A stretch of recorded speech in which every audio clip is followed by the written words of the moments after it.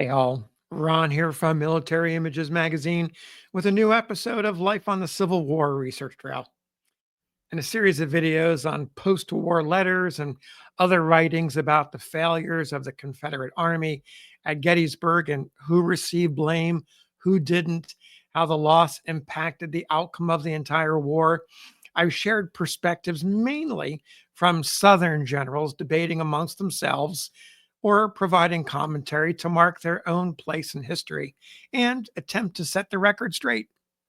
Here's a case where a Confederate general, James Longstreet, known to many as Lee's old warhorse, reached out to the Union Major General pictured here, Winfield Scott Hancock, life dates 1824 to 1886, and West Point, 1844, known to you students of the Civil War as Hancock the Superb.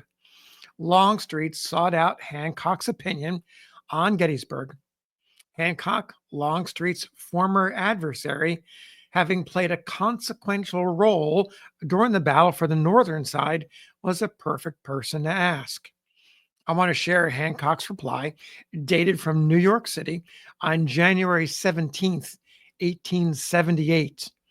Hancock breaks down the situation on the first day, laying out the situation as he recalled it and offering his assessment of the odds of both armies. Hancock strikes me as confident but not boastful. He's a professional soldier, or at least he addresses this letter as a professional soldier rather than an arrogant or self serving one. Hancock begins My dear General, I am in receipt of yours of the 14th instant, and in reply, have to say that, in my opinion, if the Confederates had continued the pursuit of General Howard, Oliver Otis, on the afternoon of the 1st July at Gettysburg, they would have driven him over and beyond Cemetery Hill. After I had arrived upon the field, assumed the command, and made my dispositions for defending that point, say about 4 p.m., I do not think the Confederate force then present could have carried it. I felt certain, at least, of my ability to hold it until night and sent word to that effect back to General Meade, who was then at Taneytown. Please notice the following extract from my testimony before the Committee on the Conduct of the War on that point, Volume 1, page 405, March 22nd, 1864. It's testimony. When I arrived and took the command, I extended the lines. I sent General Wadsworth to the right to take possession of Culp's Hill with his division. I directed General Geary, whose division belonged to the 12th Corps, its commander, General Slocum, not then having arrived, to take possession of the high ground towards Round Top.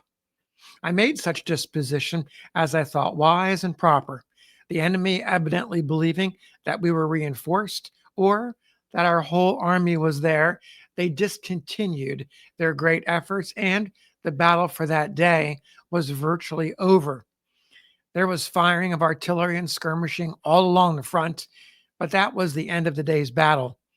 By verbal instructions and in the order which I had received from General Meade, I was directed to report, after having arrived on the ground, whether it would be necessary or wise to continue the fight at the battle at Gettysburg, or whether it was possible for the fight to be had on the ground General Meade had selected, not at Gettysburg. About 4 o'clock p.m., I sent word by Major Mitchell, aide de camp, to General Meade that I would hold the ground until dark, meaning to allow him time to decide the matter for himself. Hancock's testimony continues. As soon as I had gotten matters arranged to my satisfaction, I saw that the troops were being formed again, and I felt secure. I wrote a note to General Meade and informed him of my views of the ground at Gettysburg. I told him that the only disadvantage which I thought it had was that it could be readily turned by way of Emmitsburg, and that the roads were clear for any movement he might make. I had ordered all the trains back as I came up to clear the roads. When I arrived upon the field about 3 p.m., or between that and 3:30, I found the fighting about over. The rear of our troops were hurrying through the town pursued by the Confederates. There had been an attempt to reform some of the 11th Corps as they passed over Cemetery Hill, but it had not been very successful.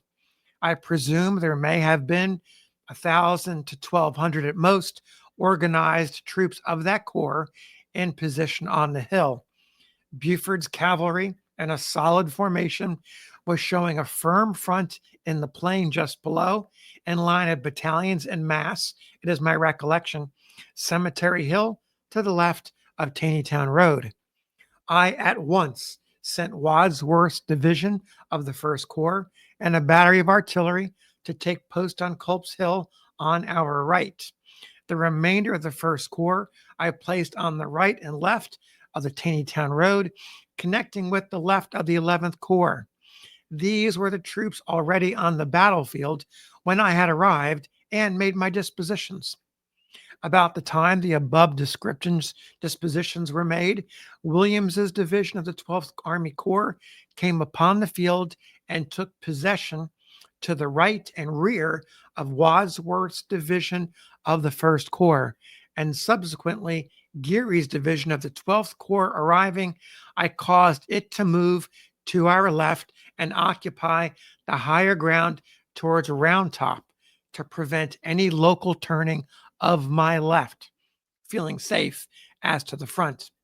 You will perceive that up to that time, I transferred the command of our forces on the field to my senior, Major General Slocum, who arrived there between 6 and 7 o'clock p.m.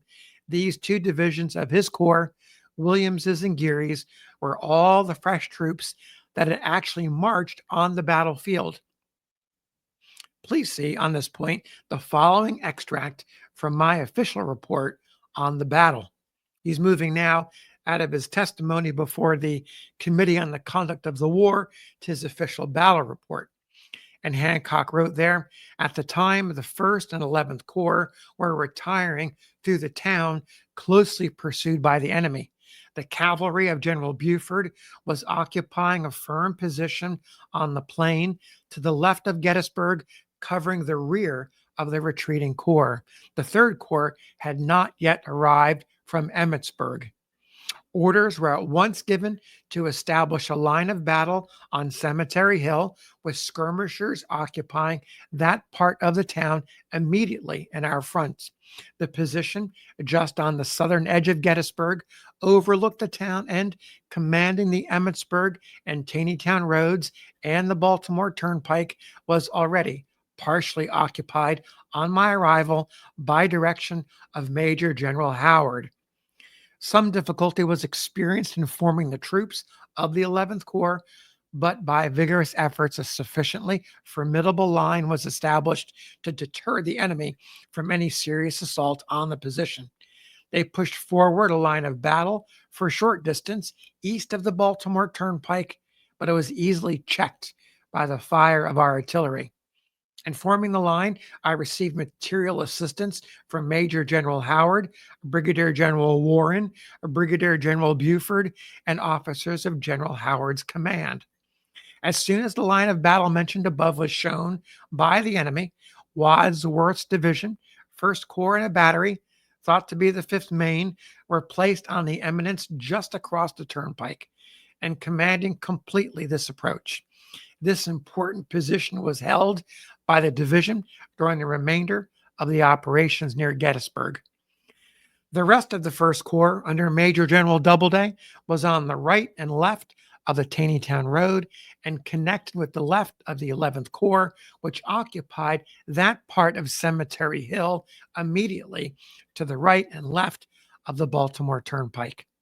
A division of the 12th Corps under Brigadier General Williams arrived as these arrangements were being completed and was established by order of Major General Slocum some distance to the right and rear of Wadsworth's division.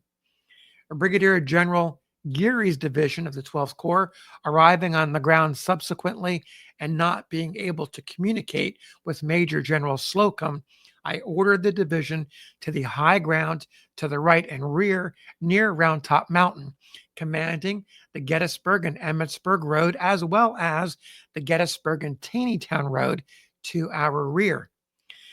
The Third Corps, however, was in close proximity coming up on the Emmitsburg Road, and a portion of it arrived upon the field before night. The Second Corps did not reach the field that evening only because I halted it about 3 miles in rear of Gettysburg. There, an important road came in from the direction of Emmitsburg to prevent any turning of the left of our enemy, in case General Lee should make any movement of that nature on the evening of the 1st or early on the morning of the 2nd. I consider that, had a prolonged struggle taken place that evening, after the dispositions which I have already described as having been made by me, portions at least of both the Second and Third Corps might have been brought forward in time to have taken part in it. For a sudden assault or a brief contest, they would not, however, have been available before dark. In reference to the numbers of the First Corps, after it had fallen back from in front of the town and reformed on Cemetery Hill, I have seen a statement in Bates's Battle of Gettysburg, page 82, fixing them at 2,450 men. But as to the correctness of this estimate, I cannot speak with any certainty. As to the 11th Corps, I've already stated that I did not think there were more than 1,000 or 1,200 organized men of that corps in position on Cemetery Hill at the time I arrived there. And these were a portion of Steinwehr's division, which, with the artillery of the corps, was left there by Howard when he marched up in the morning. In reference to the numbers of the 2nd, 3rd, and 12th Corps, our returns of June 30th give their strength, present for duty, as follows. In the 2nd, 12,088 men. In the 3rd, 11,799. And the 12th, 8,056. The 5th Corps came up during the night of the 1st and the morning of the 2nd from Hanover. See the following extract from testimony of General S.W. Crawford, who commanded a division in that corps on that point. Crawford, that's Samuel Double Crawford, wrote, "I was in the rear division of the corps, the 5th, and on the evening of 1st July, I marched through Hanover and along the road through McSherrystown, marching until between 2 and 3 o'clock in the morning, and bivouacked at a town called Brushtown. And before dawn on Thursday, the 2nd of July, a staff officer of General Sykes, then commanding the corps, rode to my headquarters and directed me to march my men, without giving them any coffee, at once to the field. I placed the column in motion and arrived before noon in the rear of the other divisions of the corps. The 6th Corps was at Manchester on the evening of the 1st and marched all of that night and until 2 o'clock p.m. on the 2nd before it reached the field. It had been stated that Steinwehr's division of Howard's Corps on the first day threw up lunettes around each gun on Cemetery Hill, solid works of such height and thickness as to defy the most powerful bolts which the enemy might throw against them, with smooth and perfectly level platforms on which the guns could be worked. This is a great error. There were no works of the kind above described on that field when I arrived there, and all that I saw in the way of works were some holes, not deep, dug to sink the wheels and trains of the pieces. I am, respectfully yours, Winfield Hancock." So there's Hancock's detailed information. He's talking about a relatively brief period in time from about 4 o'clock in the afternoon to somewhere between 6 and 7 when he turns over command to General Slocum. During that critical 2.5 hour period, what he reports in more or less a humble way is that he basically took what he had on the field, a few more men arriving, but he took what he had. He saw the advantages of the position where the Union Army was already headed and did his best to deploy them in the way that his education and experience taught him. How that helped General Longstreet, I'm not exactly sure, but I can imagine that at least it gave him, Longstreet, an opportunity to understand how the forces came into place on July 1st, and Hancock's professional opinion of the fact that there was a moment in time, at least in Hancock's thinking, that had the Confederate Army, that's Heath's men, that's Ewell's men, might have broken through and pushed the Union Army, already in a precarious position, much further behind the Cemetery Hill and Cemetery Ridge. So there you have the letter of Hancock. Thanks for listening. We'll see you on the next episode of Life on the Civil War Research Trail.